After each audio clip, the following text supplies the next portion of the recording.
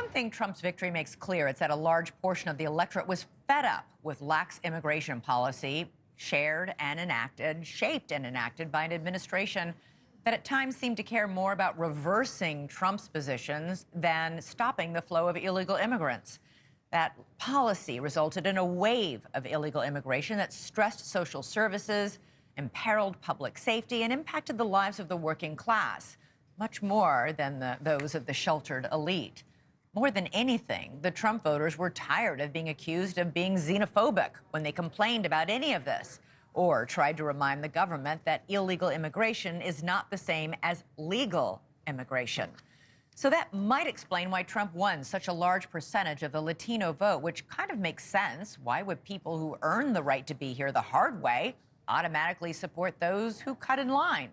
So what happens now? Donald Trump has promised the largest deportation in American history. We know he'll start that process on day one, but it's not so easy to deport millions and millions of people all at once. He said he will call up the military and government agencies to help him do this. He's also vowed to build detention camps and invoke the Alien Enemies Act of 1798, which would allow him to expel, kick out alleged cartel members without a court.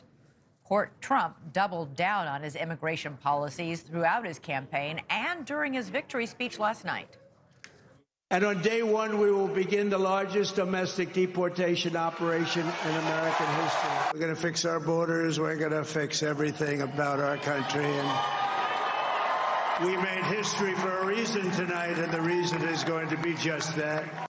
All right, NewsNation Southwest correspondent Allie Bradley is live in Arizona and joins us now. Allie, so there'll be a new sheriff in town, so to speak.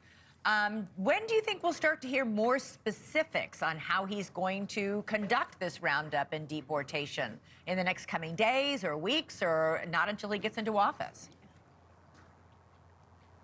We know some of the details here, Elizabeth, with this kind of new sheriff with familiar policies, right? America voting to bring back some of the old things that we saw under the former president. So he is promising the world's largest deportation we've ever seen, right? Comparing it to Eisenhower, where he removed 1.3 million people. So how is Trump going to do this? Well, let's kind of break down what the now president-elect has been saying. He says that he's going to go after the roughly 1.5 million people who are in our country who have already received a final order of removal. These are people who the judge says, you don't qualify for asylum, you've got to go. But it's kind of on an honor system, and they didn't leave. So now, yeah, ICE is going to have to go in and find them and remove them. And then President Trump talks about removing the criminals. We know that there are hundreds of thousands of criminals that ICE has identified.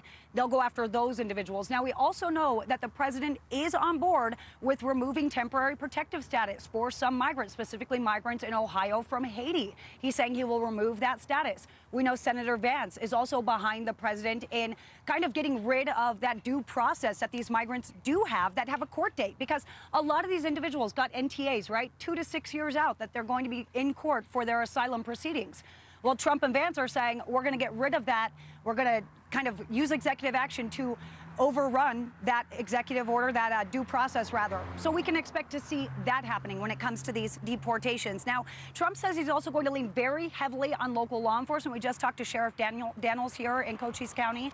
We're at the Border Command Center. We have local, state, and federal under one roof for the first time, working together. But the sheriff is concerned on how they're going to help out the president in carrying out these deportations, because the president's saying we're going to lean on local law enforcement to find the people who don't want to be found. They know who these guys are. They know who's living in their community, so we're going to lean on them. But Sheriff Daniels is saying we're going to need to see support on that, because we're not seeing any specifics when it comes to how we're going to be supplemented. We're already underwater. We're already dealing with too much. So when it comes to Border Patrol agents that I've talked to, they say that the energy has completely shifted down here at the southern border, Elizabeth. They say that right now it's electric. They feel empowered to do their jobs. They are ready for Trump to be back in office so that they can be back out in the field. But take a listen to what was heard over the radios last night as soon as Trump won.